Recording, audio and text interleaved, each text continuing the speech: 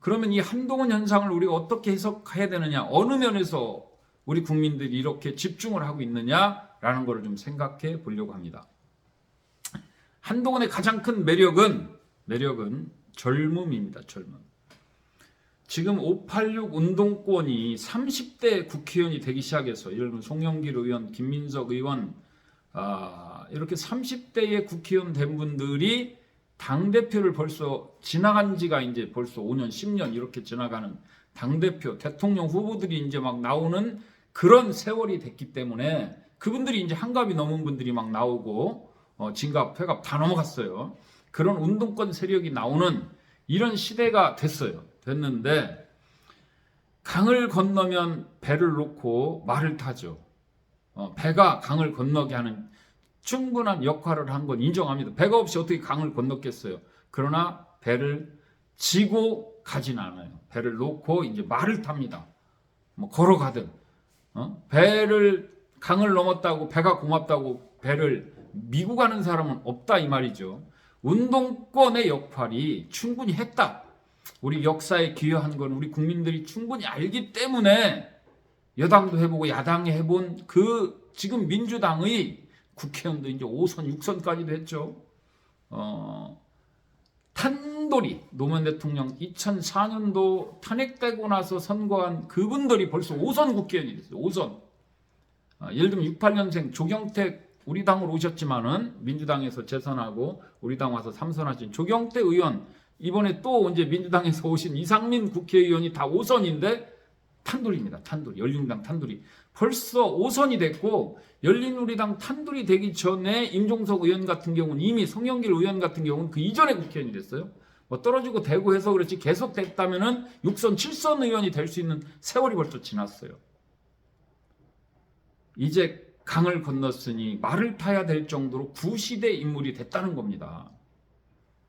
임종석, 운동권의 상징인 임종석 전 의원 같은 경우는 우리 한동훈 대표한테, 비대위원장한테, 친구들한테, 운동권 친구들한테 미안하게 생각해라 그랬더니 나 80년대 유치원 다녔는데요. 내가 뭘 미안해야죠? 그 말이 맞는 말이에요. 제가 한동훈 비대위원장보다 3살이 많은데요. 3살이 많은데 뭐 학년으로는 뭐 4살이 많을 수도 있는데, 제가 군대 갔다 오니까 문민정부가 들어섰습니다. 이미 민주화가 됐어요. 운동권이 되고 싶어도 되질 못해요. 제가 야간에 주경야독을 하면서 이제 학교를 다녔는데, 제가 이제 19살에 아버님이 사고로 돌아가셔서 주경야독을 했는데요.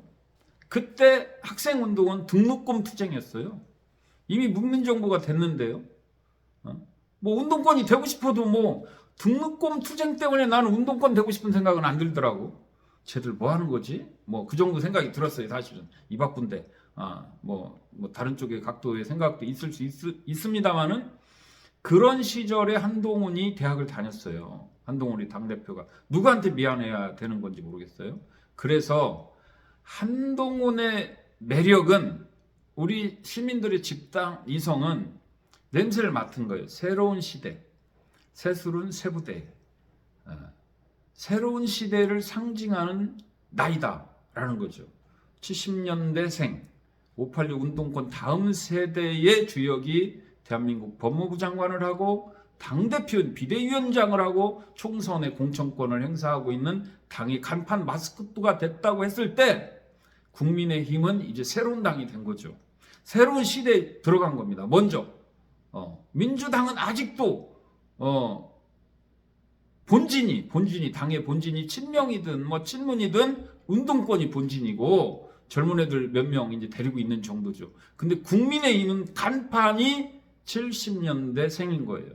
거기다 사무총장까지 60년대생이긴 하지만 69년생이니까 뭐 거의 70년대생, 제가 70년대생이니까요. 저하고 이제 한 살 차이인데, 새로운 시대, 새로운 세대가 당 대표와 사무총장을 맡고 비대위원 그리고 공관위원 전부 우리 또래, 저보다 어린 친구들로 다 꽉 찼습니다. 당의 최고위원들, 3선 의원들도 하기 어려운 게 최고위원이고 비대위원인데, 당의 3선 의원, 예를 들면 이상민 5선 국회의원 지금 6선을 하시고 국회의장까지 하시고 이제 빠지신 우리 옆 동네 서구 박병석 의원님 같은 분들 최고위원 한 번도 못 해봤어요. 예. 그러니까 그런 최고위원을 지금 30대 40대로 거의 채웠습니다. 그리고 당 대표가 이제 막 50이 된 73년생 당 대표고, 이런 흐름으로 가니까 국민의 힘이 희망의 정당이 되고 새로운 정당이 되고, 간판을 보니까요, 우리 국민들은 지역을 다 보기는 어려워요. 간판을 보니까 국민의힘에서 참신성과 새로움을 느끼고 희망을 본 겁니다. 그래서 국민의힘이 분위기가 좋아졌는데, 문제는 여기서 어떻게 해야 되느냐. 우리 국민들이 한동훈과 장동혁과 그 다음에 젊어진 30, 40대 비대위원 당 최고위원들을 보면서, 또 공간위원들을 보면서, 공간위원도 제 또래 11명 중에 70년생이 3명이고 60년생이 2명인가 그렇고, 나머지는 저보다 어립니다. 66년생 50대 중후반인 의사 1명 빼고는 다 제 또래이거나 저보다 어려요. 이분들이 대한민국 국회의원을 선출을 합니다. 그런데 여기서 이제 여기까지는 좋은 거예요. 여기까지는. 그리고 이제 진짜가 시작됩니다. 진짜가 시작되는데, 적어도 이제 진짜는 뭐냐면 254명의 국회의원을 국민들한테 선보이는 거예요. 자, 누가 뽑냐? 한동훈, 장동혁이 주제가 돼서 비대위원들이 또 나름대로 권한을 가지고 지켜보고, 공간위원들이 이제 심사위원으로 이제 들어오는 건데, 전부 이제 제 또래이거나 저보다 어린 친구들이 합니다. 그리고 수장도 당대표 저보다 3살이나 어리고, 장동혁 사무총장은 저하고 1살 차이 나죠. 이렇게 공천을 하는데, 생물학적 나이로는 우리 국민의 힘이 민주당보다 더 젊다고 할 수가 없어요, 솔직히 지금. 그래서 이 판에는 그럼 어떻게 해야 되느냐. 장동혁, 한동훈 이미지로 공천을 해야 되는데 지금 원서 낸 사람들 중에는 너무 숫자가 적어요. 그러면 국민들이 원하는 순리적이고 자연스러운 세대교체가 되려면 공관위원들, 비대위원들이 결단을 해야 됩니다. 시스템 공천 물론 해야 돼요. 그런데 점수를 어디다 많이 줘야 되느냐. 국민이 한동훈을 좋아하는 이유처럼 세대교체 젊은 피 좀 부족하더라도 이쪽에 점수를 많이 줘야 돼요. 그래서 지금 민주당과 제1야당과 제2당과 그리고 무소속 후보들 제3당 후보들의 평균 나이에 제일 많은 게 40%가 50대인데, 50대 초반부터 40대까지 여기, 그다음 20대 30대는 뭐 전국에 몇 명 되지도 않아요. 이분들한테 특별한 대우를 해야 됩니다. 특별한 대우. 이거를 결단 못하면 아이고 소리 나오지. 아이고 속았네 소리가 당연히 나와야 돼요. 한동훈, 장동혁을 왜 좋아합니까? 국민의힘에 왜 갑자기 점수가 확 올라가서 이기는 선거로 가고 있어요? 한동훈스러운 공천이 나와야 되고, 한동훈과 컨셉이 같은 후보들을 전국에 내야 돼요. 이거를 해내지 못하면 속았네. 옛날 박근혜 당 대표가 나도 속았고 국민도 속았습니다, 이렇게 질릴 수가 있어요. 누군가 이준석이 됐든 이낙연 총리가 됐든 탈당하고 나가면서 또 유승민이 됐든 나도 속고 국민도 속았네. 민주당은 하게 돼 있어요. 지금 개판 됐어요. 개판.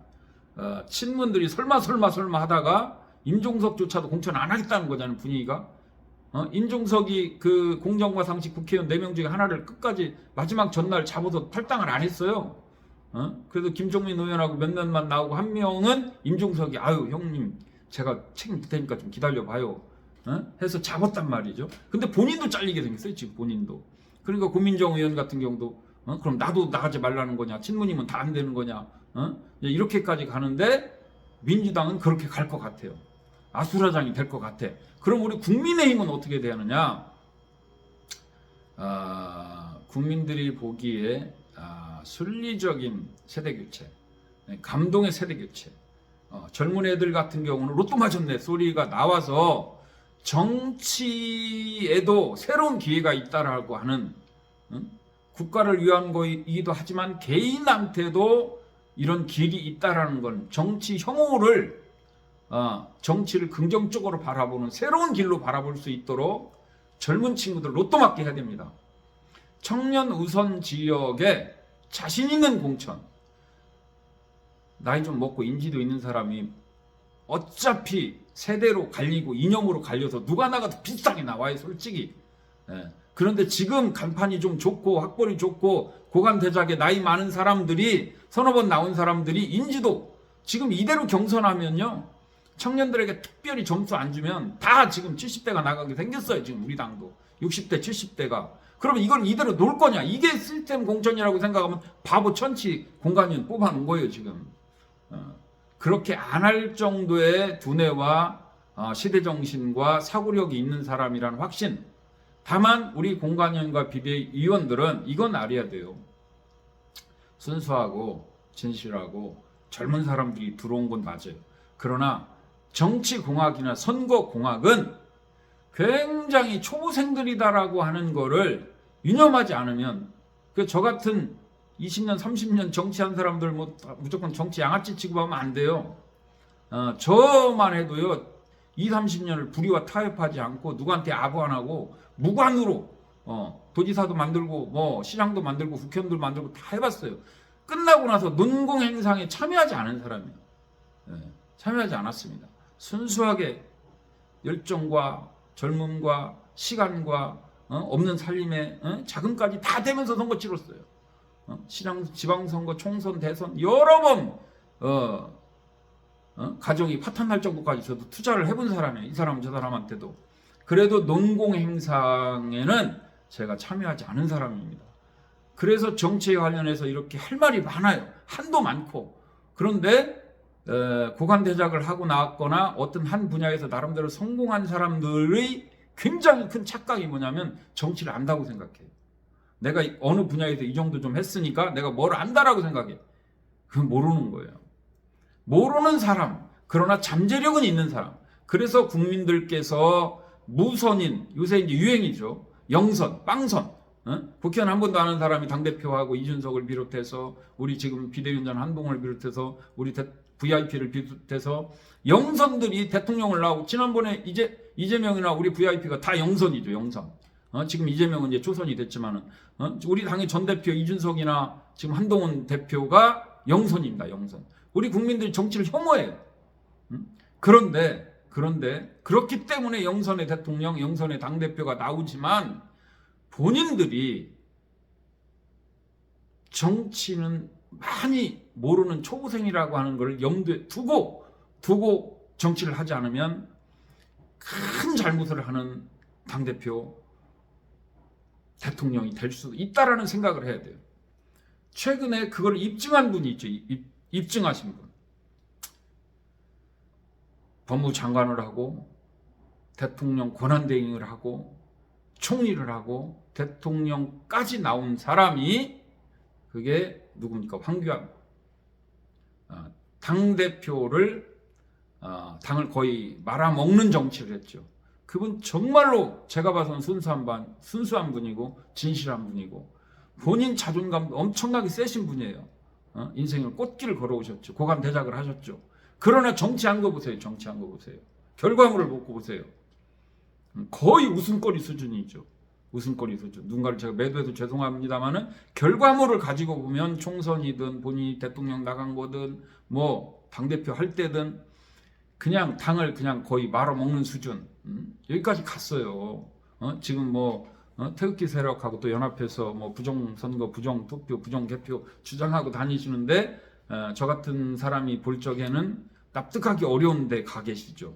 그런데 우리 당의 총리, 당 대표, 대통령 권한대행을 다 하셨어요. 그 밑에서 엄청나게 또 아부들도 했어요. 영웅이 나타났다 한 시대를 또 잠깐이라도 풍미를 하셨죠. 근데 결과론적으로 보면 정치에 대해서는 전혀 모르는 분이라는 게 입증됐잖아요. 그래서 나름대로 한 분야에서 성공한 그 잠재력을 국민들이 높이 평가하는 건데, 이 판에 들어와서는 정말 겸손해야 된다. 들어야 된다. 그리고 정치적 경륜이 높은 사람들의 관점에서 보는 얘기를 충분히 소화시키고 듣고 토론하면서 진행해야 됩니다. 지금 이제 열흘 20일 안에 한 20일 안에 이제 그야말로 수가 나오죠. 수가 지금 뭐 잠이 안 올 거예요. 뭐 답이 안 나오는 부분도 많고 고민도 많고 처음 해보는 일이죠. 장동혁 사무총장도 처음 해보는 일이고 한동훈 당대표도 처음 해보는 일이에요. 과신하거나 오만하면 절대 안 됩니다.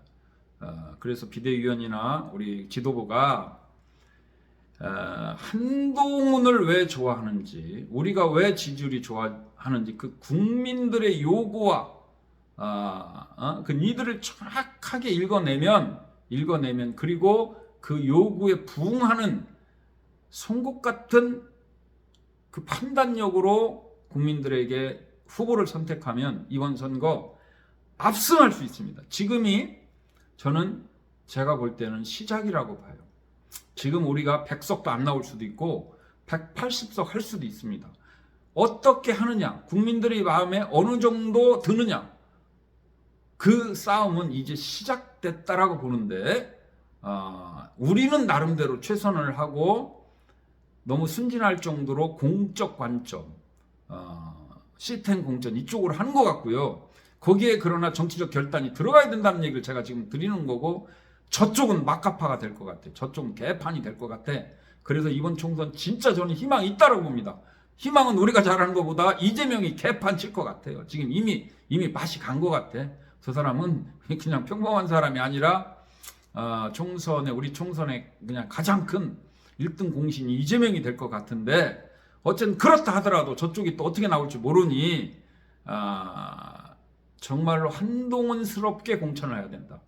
장동혁스럽게 해야 된다. 여기서 그걸 놓치면 안 된다라고 말씀드리면서 한동훈과 장동혁 화이팅! 너무 잘하고 있다. 그리고 우리 국민의힘과 보수 진영에서는 너무나 기대를 하고 있다. 이 기대에 부응하시기를 바랍니다. 한동훈 화이팅!